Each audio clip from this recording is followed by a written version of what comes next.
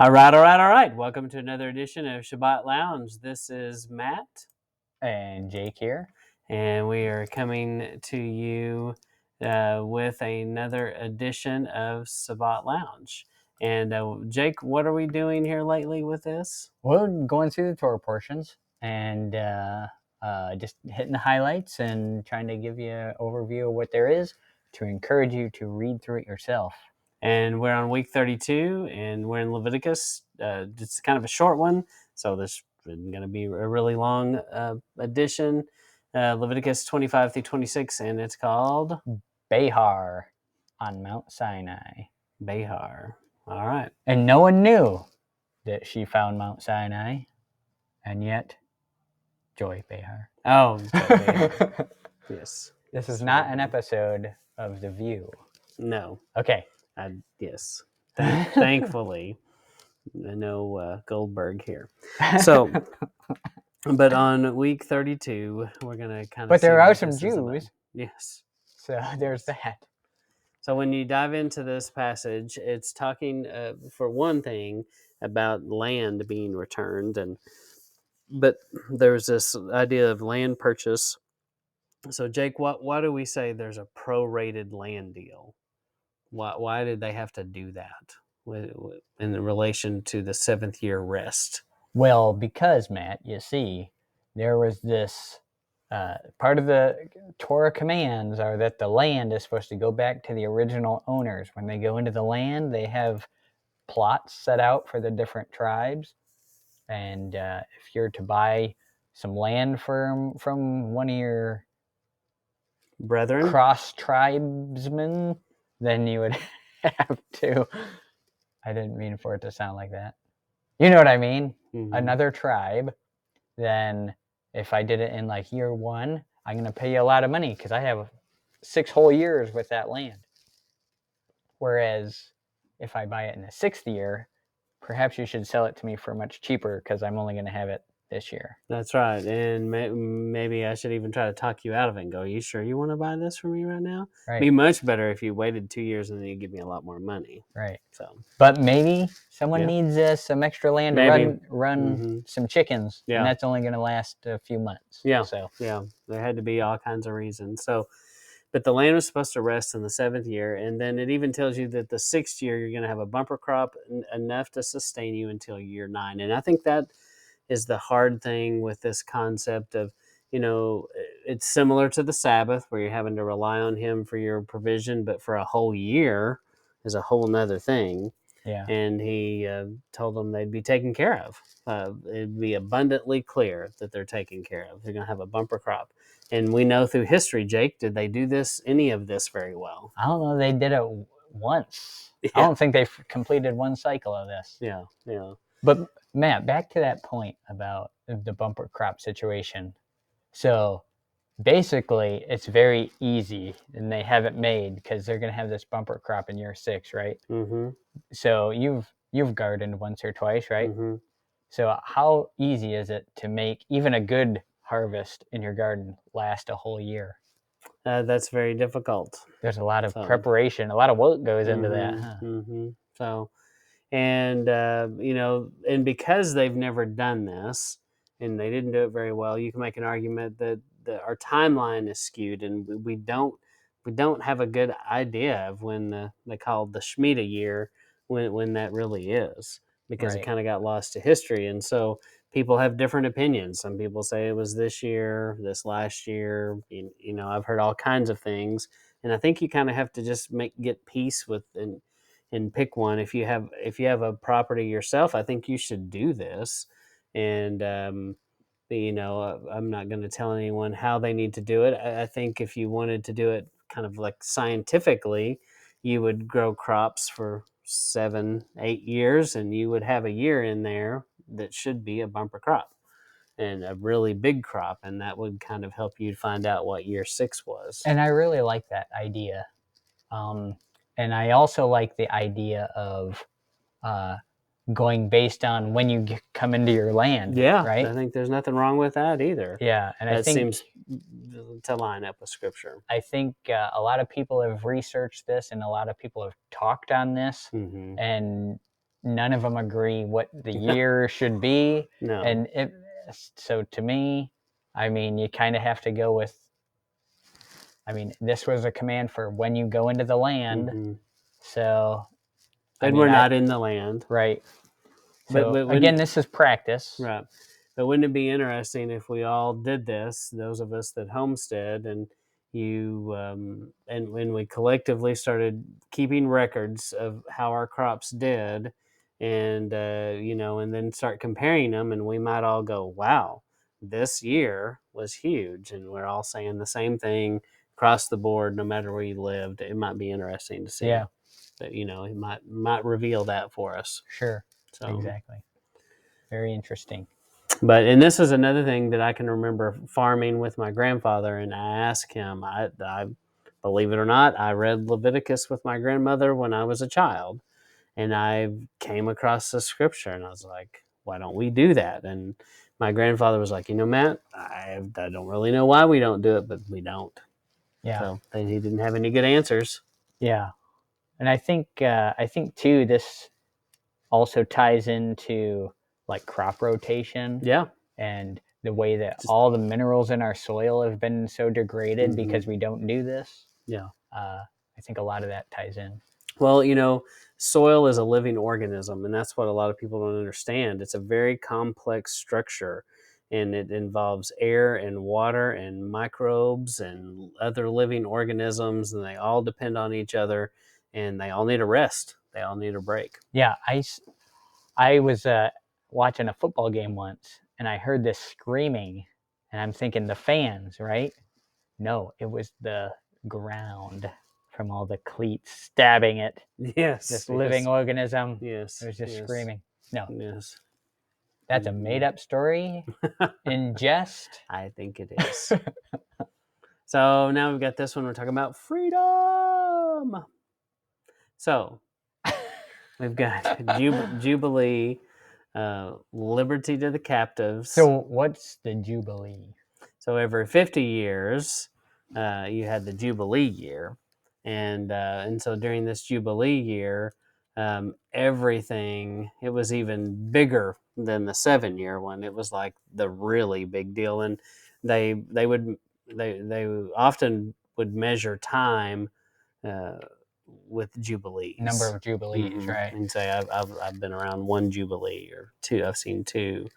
But it was supposed to set all the slave people. They weren't really slaves, but what were they? Indentured servants. Yeah. They were supposed to be able to go back free, and the original land was supposed to be restored to the original families. Right. Which, did they do that?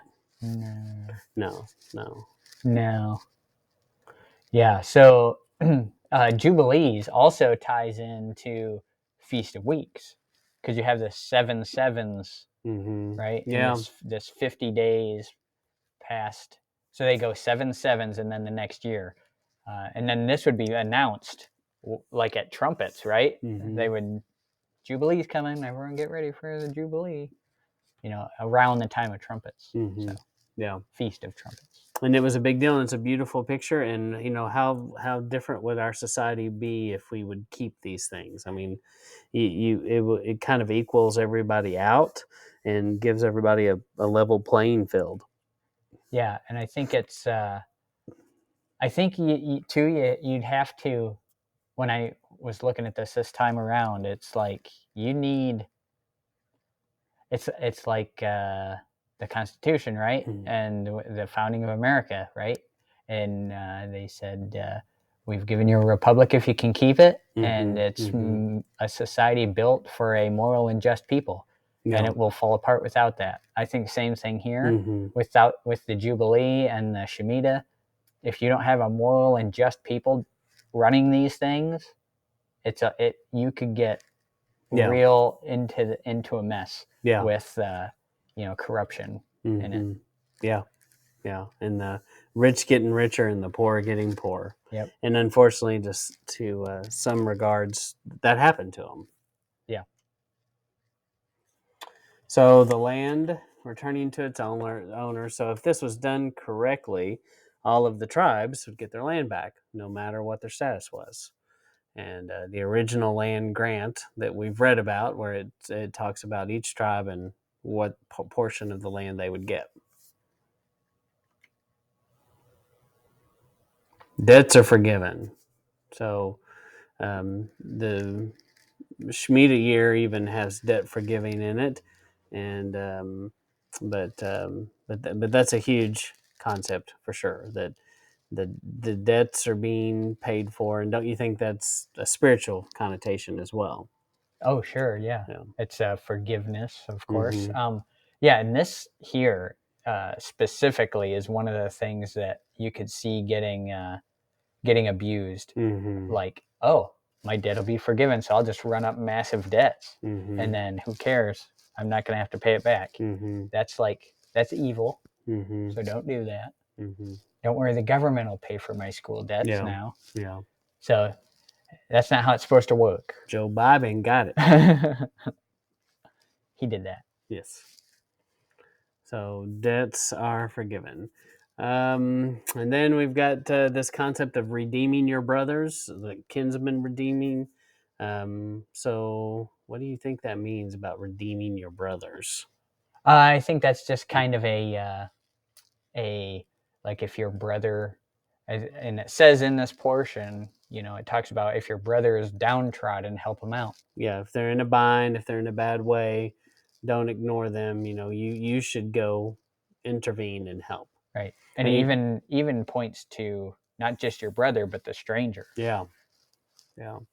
And when it says stranger in those passages, I don't believe it's talking about someone who was completely pagan and foreign to you. This stranger is probably someone that's abiding in your household or your neighbor's household, and they're doing the things you're doing. Right. It's They're just not flesh and blood. yeah, it's not just strangers, it's the strangers sojourning with you. Yeah. So And they weren't supposed to charge interest. Who weren't they supposed to charge interest to? y'all brothers. That's right. And so through history, some weird things developed, and so the Jewish people were often got into banking, and because they would loan to people who weren't their brothers, and then they could be like, "Yeah, we're going to charge you interest," Right. because technically they weren't supposed to charge their brother, and so it didn't matter. Right. But that sometimes probably got abused, um, and they weren't supposed to. And then he comes again about no idols, keeping the Sabbath. He says it a lot. Remember it and keep it. And then Isaiah 61, 1 through 12. Will you read that for us? 1 through 2. 1 through 2, yes. Not Gotcha. Yeah. Okay. Yahweh will anoint his servant with his spirit. The Ruach of Adonai Yahweh is with me, because Yahweh has anointed me to deliver good news to humble people. He has sent me to heal those who are brokenhearted, to announce that captives will be set free and prisoners will be released. He has sent me to announce the year of Yahweh's goodwill and the day of our Elohim's vengeance, to comfort all those who grieve. So it's definitely a beautiful picture. And the Shemitah year and the Jubilee represent this concept of he's setting people free, and it's all because of him. And he's delivering this good news to who? Humble people. Mm-hmm. Because if you're prideful and this goes downhill real quick. Mm-hmm. And well, if you're prideful, you're going to have a hard time doing all of this. You're not going to want to set people free. You're not going to want to tell them they don't owe you any money anymore. Those are very hard things, and I think that's why they didn't keep these things very well. Because, let's face it, people are kind of greedy. People are greedy. Yeah, and so not much has changed. It's still around today. And then Isaiah 58, 6. This is the kind of fasting I have chosen. Loosen the chains of wickedness, untie the straps of the yoke, let the oppressed go free, and break every yoke. Break every yoke. And then, and wasn't there a concept of was it one of the prophets? Was it Elijah or Elisha? Maybe it's Elisha, that when he gets called to go with Elijah, he like breaks the yoke and burns it. Yes. He's Which is- got the 12 oxen. Mm-hmm. Yep. Mm-hmm. Which also has to be a significant number. But yeah, that's an interesting side study, and I believe the concept's connected. Yeah. And just let's be honest here. Mm-hmm. Why do you go Elijah and Elisha living at the same time? It's confusing. Does that confuse things or make it easier? It's confusing. Yes. My whole life. Jeroboam, Rehoboam. Mm-hmm. Which one's the good one? Mm-hmm. Yeah, same kind of thing. You know. And then Matthew 11:28 through 30. Come to me, all who are tired from carrying heavy loads, and I will give you rest. Place my yoke over your shoulders and learn from me, because I am gentle and humble. Then you will find rest for yourselves, because my yoke is easy and my burden is light. So all connected scripture. All Right. connected. So something about, this is Yeshua talking, Mm-hmm. and he says, wear his yoke on your shoulders. And so he does have a yoke, but it's light. Yeah, it's light and fluffy. Right. Fluffy? I think that's what he meant. Fluffy. Mm-hmm. That kind of light. Mm-hmm. All right, so we're at the end of week 32 here in Leviticus 25 through 26:2. Anything else we left out you want to bring up? No, kind of a short chapter. Well, I mean, chapter 25 is kind of long, but short portion in the scheme of things. So this is Behar on Mount Sinai. All right. Well, we appreciate you stopping by and taking some time with us, and we encourage you to continue to search the scriptures and seek this out on your own. Don't take our word for it, huh? Right. Give us some likes and some comments.